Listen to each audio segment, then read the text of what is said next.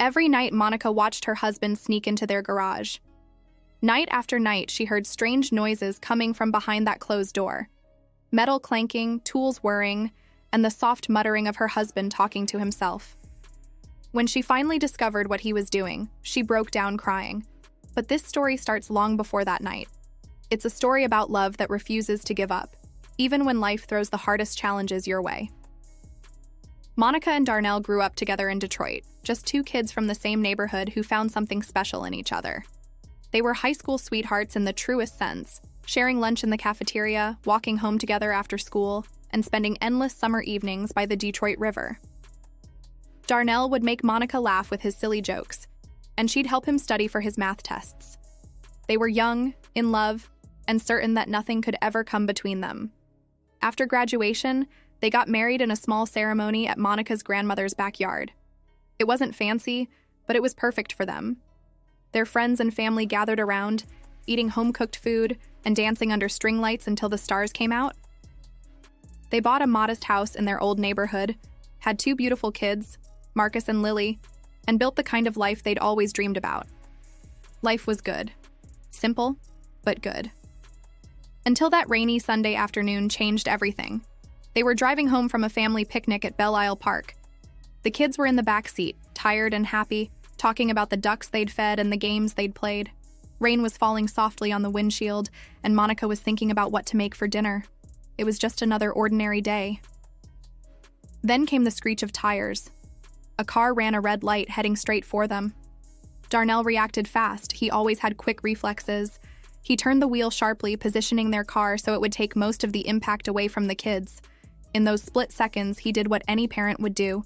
He protected their children. But Monica's side took the worst hit. When she woke up in the hospital 3 days later, the world had changed.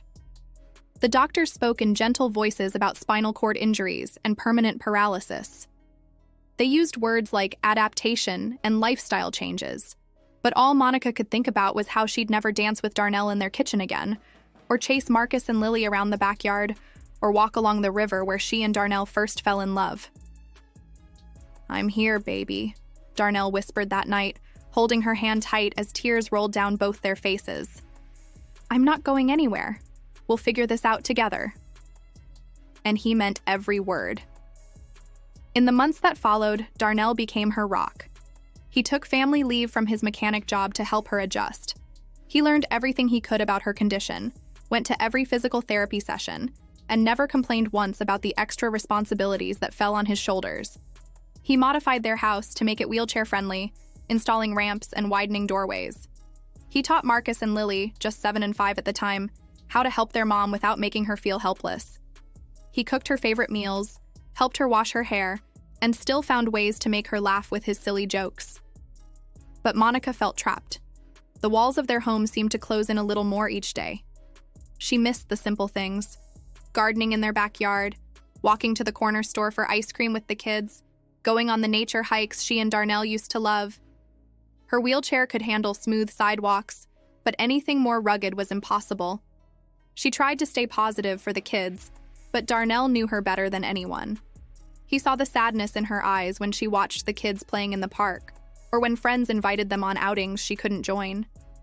He noticed how she'd stare out the window for hours, lost in thoughts of all the things she couldn't do anymore. Then the late-night visits to the garage started. It began about 6 months after the accident. Every night, after putting Marcus and Lily to bed, Darnell would disappear into the garage. Monica would hear all sorts of sounds: sawing, drilling, metal clanking against metal. Sometimes she'd hear him talking on the phone, having hushed conversations she couldn't quite make out. At first, she didn't think much about it. Darnell had always been good with his hands, always tinkering with something or other. But as the weeks turned into months, she started to worry. Was he avoiding her? Had he finally grown tired of taking care of her? When she asked what he was doing out there, he'd just give her that sweet smile she'd fallen in love with in high school and say, "It's a surprise, honey, trust me." But trust gets harder when you're lying alone in bed, night after night, listening to mysterious sounds and wondering what secrets your husband is keeping. One night, after 3 months of this routine, she couldn't take it anymore. She waited until she heard the familiar sounds from the garage, then quietly wheeled herself to the door, Her hands trembled as she reached for the handle. Part of her was afraid of what she might find, but she had to know. Slowly, she pushed the door open. What she saw made her gasp. There, in the middle of their cramped garage, was the most amazing wheelchair she'd ever seen. It was big and sturdy, with thick, rugged wheels that looked like they could handle any terrain. The frame was strong but lightweight, painted in her favorite shade of blue. There were special controls and features she didn't understand, but she could tell this wasn't any ordinary wheelchair. Darnell was bent over it, his hands covered in grease, dark circles under his eyes.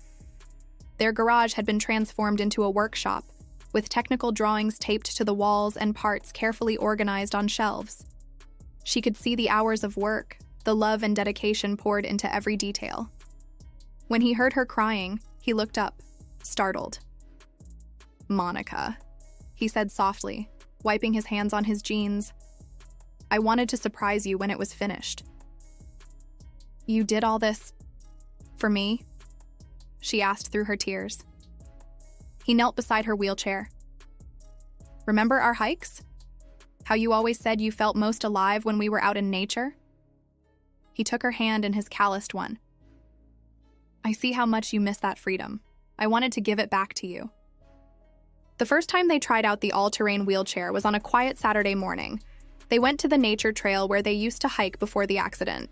Marcus and Lily ran ahead, excited to show their mom all the things she'd been missing. The chair handled the rough trail perfectly, rolling over rocks, roots, and small hills with ease. Monica felt the wind in her hair and the sun on her face. She could go places she never thought she'd see again. For the first time since the accident, she felt truly free. When they reached the overlook point, she cried again, but this time they were tears of joy. But that wasn't the end of their story. It was just the beginning of something bigger. Darnell, who had served in the military before becoming a mechanic, started thinking about all the other people like Monica, people who had lost their freedom of movement but still yearned for adventure. He began spending his weekends building more all-terrain wheelchairs, starting with a fellow veteran who had lost his legs in combat. Word spread through their community.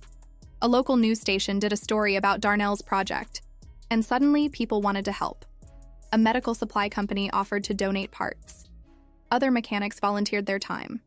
Monica started handling the administrative side, coordinating with families and organizing deliveries. They turned their garage project into a proper charity, calling it Freedom Wheels. Their kids got involved too. Marcus learned basic mechanics from his dad, while Lily became an expert at painting the chairs in whatever colors the recipients wanted. Every weekend became a family affair, with the whole neighborhood pitching in.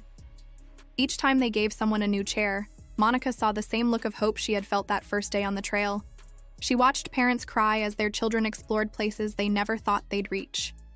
She saw veterans rediscover their love of the outdoors, and elderly folks regain their independence. What started as a husband's love for his wife had grown into something that changed dozens of lives. Monica and Darnell had taken their darkest moment and turned it into a light for others.